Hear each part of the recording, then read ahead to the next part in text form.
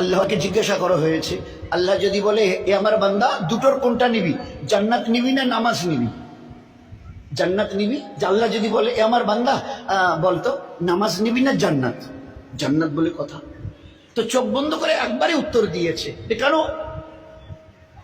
আমি নামাজ নেবো। তাহলে কি বলছো, তুমি নামাজ নেবে জান্নাত ছেড়ে দিয়ে? বলে হ্যাঁ। তা জান্নাত বাদ দিয়ে তুমি নামাজ নেবে কেন? বলে জান্নাত পাওয়াটা আমার নিজের দিলকে খুশি করবার জন্যে, আর নামাজ পড়াটা আমার আল্লাহকে খুশি করবার জন্য, আমার আল্লাহ খুশ হবে। তো আমার নামাজ আল্লাহকে খুশ করবার জন্যে। আবার আল্লাহ যদি আবার আমালে ইবাদতে খুশ হয় না, তো এরকম লক্ষ কোটি জান্নাত আমার পায়ের নিচে আল্লাহ ফেলে দেবে। একটা দুইটা পাঁচটা 10টা কেন? উত্তরে দিয়েছে আমার জান্নাতের মানে ওই জান্নাতের দরকার নেই, আমার আল্লাহর দরকার। নামাজ আমার আল্লাহকে খুশ করবার জন্য আল্লাহ দিয়েছে। আমি যখন নবীজি কি বলেছিল, তুমি যখন সেজদায় যাও, চাই পুরুষ হও আর মেয়ে ছেলে, তুমি যখন সেজদায় যাও তুমি জানো কি কোথায় সেজদা করছো? আল্লাহর রহমতের দু পায়ের মাঝখানে তুমি সেজদা করছো। আল্লাহর রহমতের দু পায়ের মাঝখানে তুমি সেজদা করছো। তো এই নামাজের মূল্যবোধ, তোমার আল্লাহ তোমার এত কাছে কখনো আসেন না যত কাছে তোমার নামাজের সময় তোমার সেজদার আল্লাহ কাছে চলে আসে। ফের আল্লাহ এবারে আওয়াজ লাগান, ইয়াস্তাইনু, এ আমার বান্দা, এ আমার বান্দি, কি তোর চাওয়ার আছে বল? দুনিয়ায় কি চাস, আখিরাতে কি চাস? নামাজ তুই পড়েছিস, আমার কাছে চা, আমি ওয়াদা করছে দেব। ইয়াস্তাইনু বিসসাবরে ওয়াস সালাম, যা কিছু তোর নেবার আছে নামাজের দ্বারা, নামাজ থেকে সালাম পাইলে আমার কাছে হাত তোল, যা চাইবি আমি আল্লাহ তোর চাহিদা পূরণ করব। ও মেয়ে ছেলে বলেছে, আল্লাহ নামাজ 2 রাকাত পড়েছি, ঘরে যে খাবার নেই, তো রান্নাঘরের জাতাটা আপনা আপনি ঘুরছিল আর ওর থেকে সমানে আটা বার হচ্ছে। আল্লাহ দেখিয়ে দিয়েছে 2 রাকাত নফল নামাজ পড়েছে, ফরজ না, 2 রাকাত নফল। 2 রাকাত নফল পরে বলছে, আল্লাহ আমার বাচ্চাটা তো মরে গেল, আমিও তো চোখে দেখি না, চলবো কি করে? লোক আমাকে গালিমন্দ করবে, কেমন হয়েছে? তো তুই তো কিয়ামতে বাচ্চাটাকে জিন্দা করবি, তো সেই দিন জিন্দা করলে আমার কোনো উপকার হবে না। তো তুই তো আলা করলে সেইন কাদির, বড় জবরদস্ত কুদরত রাখনেওয়ালা, ফাইয়া খুনের মালিক। তুমি যদি কিছু করতে চাও, এরাদা করার সঙ্গে সঙ্গে হয়ে যায়। এ আল্লাহ আমার মরা বাচ্চাটাকে দাও না বাঁচিয়ে আল্লাহ। তো ওই সাহাবিয়া রাদিয়াল্লাহু আনহু খোদার কসম দোয়া শেষ হবার আগে তার মরা বাচ্চা উঠে বসে গেছে। এ ছিল নামাজ।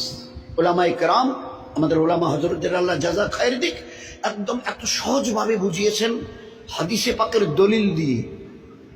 একজন পুরুষ অথবা মেয়ে ছেলে পেশাব অথবা পায়খানা করেছে, কোন রকম কুলুক নিয়েছে, পানি তালাশ করছে, পানি খুঁজছে, পাক হতে হবে ভালো করে। তো পানি খুঁজতে গিয়ে পানি তালাশ করছে করছে করছে, দেখে যে আর নামাজের 2-3 মিনিট টাইম বাঁচিয়েছে, নয়তো কাজা হয়ে যাবে। শরীয়ত কি বলছে বলেন না? শরীয়ত কি বলছে? ও পুরুষ, ও মেয়ে ছেলে, ঈমানওয়ালা ওয়ালি, মাটি থেকে একটা মাটির ঢেলা জমিন থেকে তুলে নাও, তায়াম্মুম করে নিয়ে ওই অবস্থায় নামাজে দাঁড়াও, আমি আল্লাহ কবুল করে নেব, কিন্তু খবরদার কাজা করিও না, কাজার শব্দ মুখে আনিও না। আজ তো ছেড়ে দিয়ে বসে গেছি।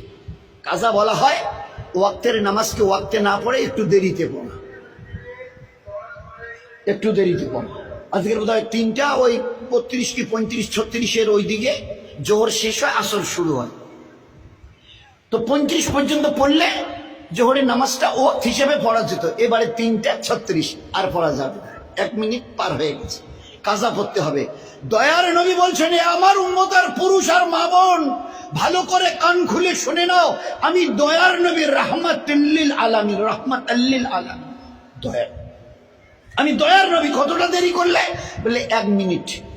পড়েছে? বলে হ্যাঁ, কাজা আদায় করে দিয়েছি। পড়িনি? না, ওরকম নয়, পড়িনি, না না, কাজা আদায় করে দিয়েছি। তা বলে 1 মিনিট দেরি করার রেজাল্টটা বলবো? দয়ার নবী বলেন, বলে 1 মিনিট দেরি করে যে নামাজটা পড়ে দিলি না কাজা হিসাবে, মরণের পরে 2,88,00,000 বৎসর তোমাকে জাহান্নামের আগুনে জ্বলতে হবে। আচ্ছা, এই নবীর হাদিসটা শোনার পরে কারো হিম্মতে কুলোবে জীবনে নামাজ কাজা করা? বলুন, কুলাবে? স্বামী স্ত্রী মিলেছে, সবাই জানি স্বামী স্ত্রী মিললে গোসল ফরজ হয়। উঠে দুইজনে পানি তালাশ করছে, চলো চলো গোসল করি গোসল করি গোসল করি, নামাজ পড়তে হবে। এই গোসল করি করতে করতে পানি খুঁজতে খুঁজতে আর 3 মিনিট 4 মিনিট বাকি আছে। পানি যে পেলাম না, শরীয়তের হুকুম কি? শরীর তোমার নাপাক বলে এত নাপাক যে গোসল ফরজে আইন বলে। এই অবস্থায় যখন আর পানি পাচ্ছ না, আর মাত্র 2-3 মিনিট, নয়তো ওয়াক্ত গড়িয়ে যাবে, কাজা হয়ে যাবে, তুমি একটা মাটির ঢেলা তোলে তাইম্মাম করে ওই অবস্থায় কাঁপতে কাঁপতে দাঁড়িয়ে যাও, আমি আল্লাহ কবুল করে নেব, কিন্তু কাজার ইজাজত নেই। একটা মা তার বাচ্চা প্রসব করছে, বাচ্চাটার কিছু অংশ বের হয়ে এসছে, এখনো রক্ত আসেনি।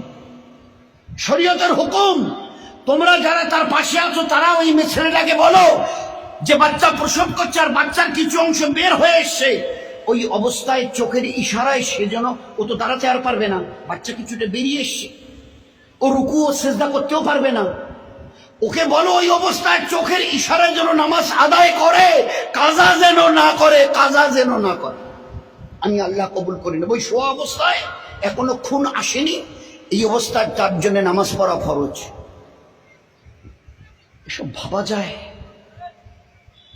যায়। দুনিয়ার থেকে চলে যাচ্ছেন দয়ার নবী সাল্লাল্লাহু আলাইহি ওয়াসাল্লাম।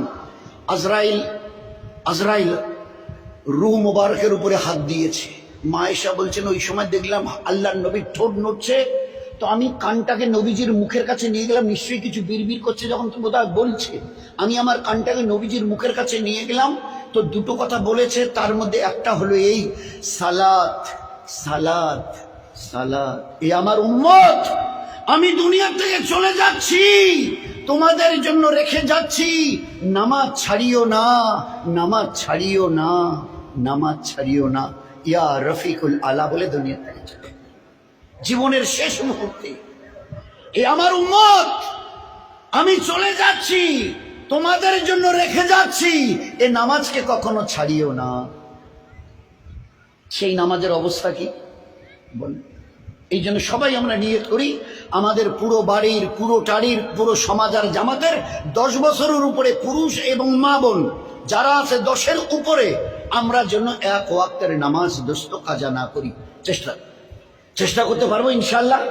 ভাই চেষ্টা করা যাবে? হ্যাঁ চেষ্টা করি, হাত তুলে দেখাই, সবাই চেষ্টা করবো ইনশাল্লাহ। ভাই চেষ্টা যদি করি, পাক্কা যদি অন্তরে নিয়ত থাকে, আমি কসম দিয়ে বলতে পারি, এক ওয়াক্তের নামাজ জীবনে আল্লাহ কাজা করাবে না। আমাদের সঙ্গে আল্লাহর ব্যবহার আমাদের নিয়তের উপরে।